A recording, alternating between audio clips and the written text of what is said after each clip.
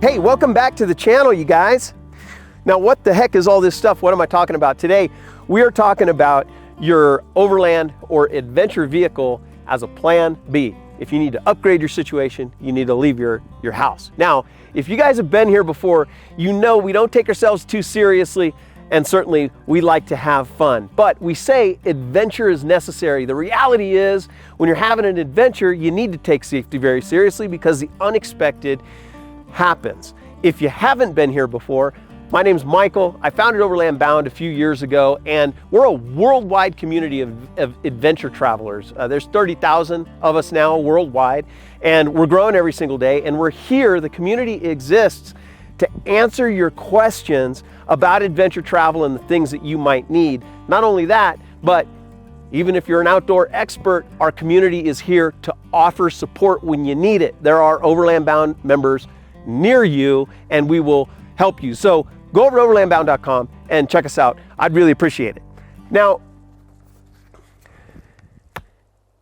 in 2017, if I would have said, think about your adventure vehicle as a plan B, you might have giggled. You know, people say bug out. You might have giggled, but I know that you guys lived through 2020, and I can speak for myself. There were 2 times in 2020 where I made sure my gas tank was full. I turned the truck around, I was nose out, ready to leave in 30 seconds. And everything that we see around me is in my vehicle pretty much all the time.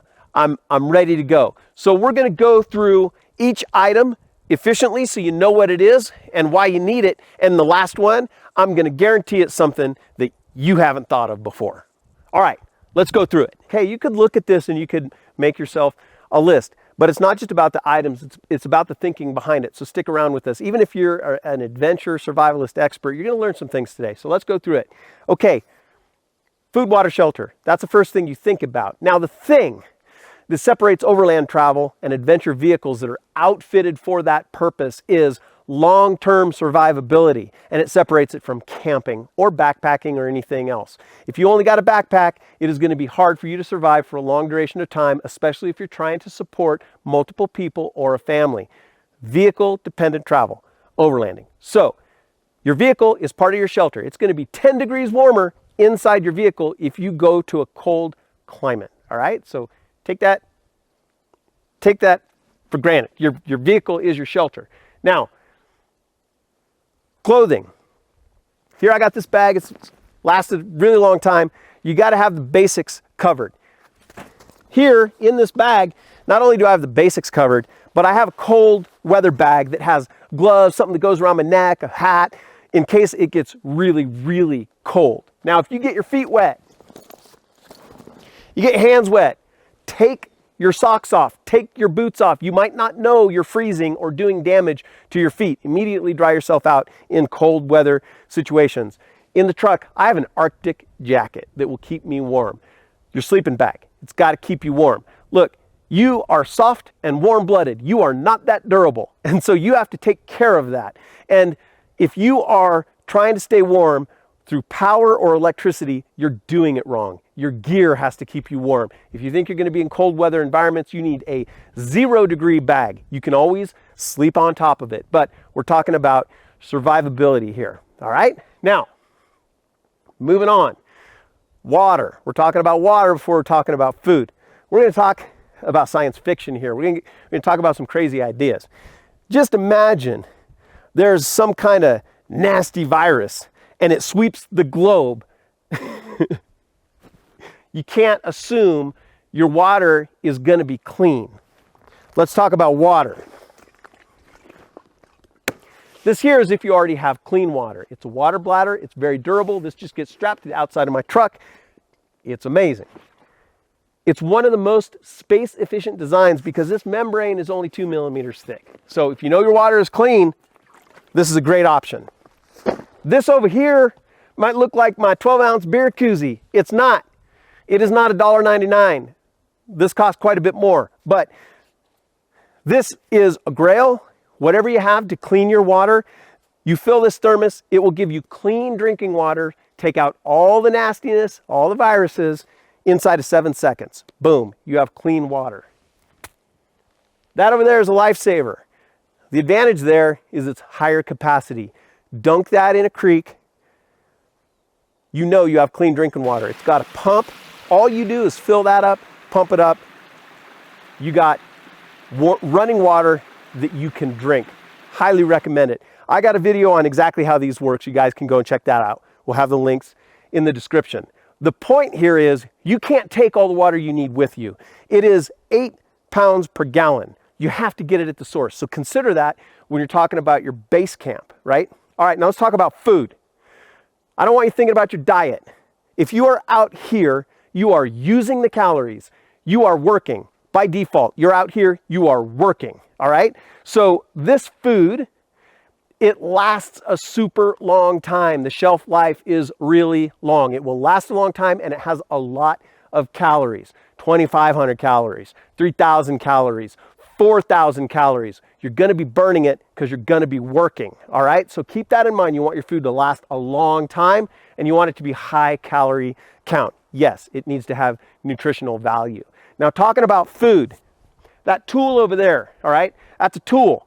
And you might need to get game, especially if you are out there for a really long time. And I don't know about you, but it's been a really long time since I have caught my game in a snare using some twine and some sticks. It's been a really long time, and I don't want to do that. And also, I'm not that good a shot. With that little buddy over there, I know I'm going to get my game. Right next to it, I also have a fishing pole, all right? So I can fish. Again, if you go to a base location where you have running water, it's going to supply drinking water. Other critters are going to come to that water, providing game, and you can fish in it, all right? So keep those things in mind. Moving right along, you, my friend, if you have special needs, make sure you bring it with you, all right? So like me, getting older, your med count goes up. What you need in terms of medicine and other things goes up. Make sure you bring what you need with you. Just have it handy and ready to go. Okay, on that topic, first aid. You can't have enough. We developed that kit because in a trauma situation, you would be surprised how much gauze you need if there's a serious injury. And if you get one of those med kits with the little patches of gauze with the cellophane, it's not going to do the job, all right? So that has chest seals. It's got tourniquets. It's got a lot of gauze. It's got the things you need. Now, you guys, people out there, you're going to say, you just look at that med kit, you're going to go, wow, it's a lot of stuff. You better be a doctor in order to use that. Wrong. Do something. If you have an injured person, your action could save a life. Do something. Don't stand back and be like, I ain't got training. Grab the kit, figure out how to use it. Now, we also have a video on that with Overland Bound, MD, great friend of ours, Chris. He is a trauma surgeon. You can watch that video. Again, I'll have those things in the description so you can learn more. I also have this little guy here. This was designed by a government agency with a 3-letter acronym. It is designed to be the smallest trauma kit you need to survive. This little guy can go under your driver's seat. It can go right next to you in your center console. You can grab this thing and go. So make sure you have enough in terms of your medical gear. That rig back there, it has a Red Cross sticker on the outside so that people know there's medical gear inside. They can smash the window, they can save a life. They know it's in there, all right? So medical gear is really, really important. Now, I'm thinking about Overland Bound's executive director, Kent, retired fire. Got to have a shovel. You have to have an axe. That's a hatchet. Have an axe too. Thing about these things, quoting Kent, they always start. You can depend on this. And if everything happened according to plan, it wouldn't be considered an adventure. Now I'm going to tell you, just one of the things that I don't say all the time is that things happen when you come out here. We always say adventure is necessary, and we believe wholeheartedly that that is the case. You need to be doing stuff like that, but you also need to be prepared. This will always start. Last night, coming up here, I got stuck in the snow. That vehicle, not light. So, I took my shovel, off the rack, I was digging, put my max tracks under there, I got myself out. You're gonna use this for a lot of different things. Fire, your personal business, whatever, and also have an axe. Now, last thing I'm gonna talk about is communication. I'm gonna tell you what good a CB radio is gonna do you in your rig when you're out there in this type of situation. Zero. It will do you no good. You are better off with a cup and string. This is a ham radio, all right? It's a ham radio. It's better than GMRS. GMRS is really good if you're trying to talk to other buddies on the trail. But if you're out here by yourself, you want to get a message out, ham radio. It's got a better range. This also I can take with me. That vehicle back there has a ham radio base unit in it, and it has a great big antenna, and it will transmit out at 50 watts of power. I can gain situational awareness by hiking up the mountain and bring this little handheld with me, talk back, crossband repeat. I'm talking to my truck. My truck is broadcasting that out at 50 watts of power. If there's a repeater around here, the message is going to get out. The other thing you need is you need satellite comms. Zoleo, Garmin InReach, Bivy stick, whatever you use, you need two-way text comm.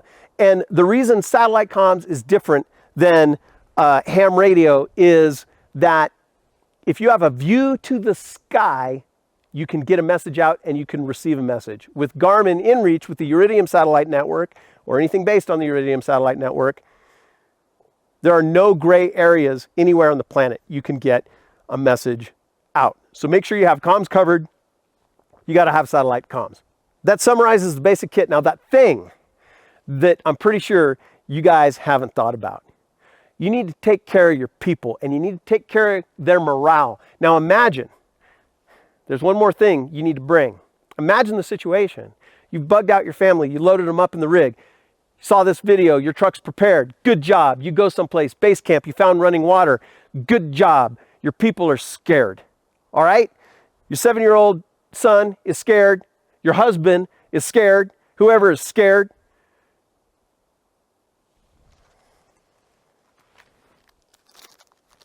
This here's a Hershey's chocolate bar. I'm not kidding. All right? In that situation, once you know that you're survivable, you get out there and you say, hey, folks, family, I think we worked hard today. What do you think?